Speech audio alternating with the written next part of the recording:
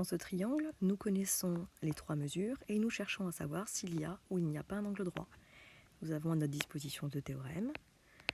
Si l'aire du grand carré n'est pas égale à l'aire des deux autres carrés, alors il n'y aura pas d'angle droit. Il s'agit de la contraposée du théorème de Pythagore. Et si l'aire du grand carré est égale à la somme des aires des deux autres carrés, alors nous aurons un angle droit. Ce théorème s'appelle la réciproque du théorème de Pythagore. Donc pour savoir quelle conclusion nous allons donner, il nous faut bien d'abord calculer. C'est ce que nous allons faire. Nous allons calculer et nous présenterons nos calculs. Donc pour cela, sur ma figure, je dessine les carrés appuyés sur chacun des côtés. Et nous allons calculer l'aire du petit carré, l'aire du moyen carré et l'aire du grand carré.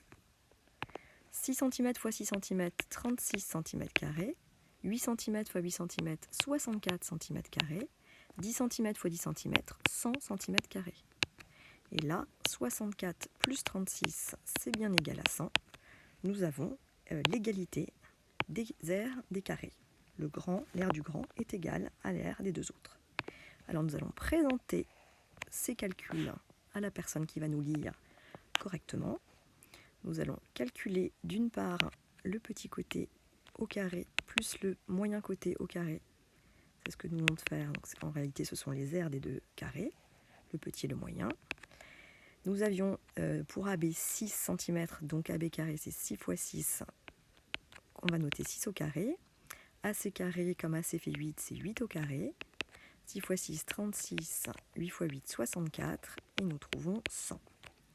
De l'autre côté de ma séparation, je vais présenter le calcul de l'aire du grand carré. Donc CB au carré, 10 au carré, ce qui fait 10 x 10, 100. Et là, nous allons mettre une petite conclusion qui est évidente, mais on va quand même l'écrire, que l'aire du grand carré est égale à la somme des aires des deux autres carrés. Maintenant, nous allons faire une conclusion en 3 points.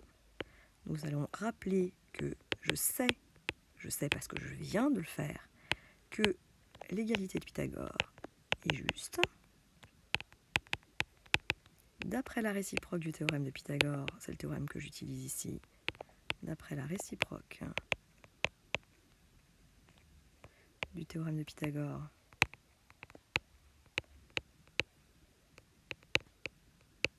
je vais conclure. Alors là, je conclus qu'il y a un angle droit, et je peux même dire que l'angle droit est en A, puisque le plus grand côté, c'est l'hypoténuse, et ça ne touche pas le côté de l'angle droit. Donc le sommet où il y a l'angle droit. Donc je vais pouvoir dire que ABC est un triangle rectangle, ou a un angle droit, en A. Voilà, nous avons démontré que ce triangle a un angle droit, et on a même précisé quel est le sommet de l'angle droit.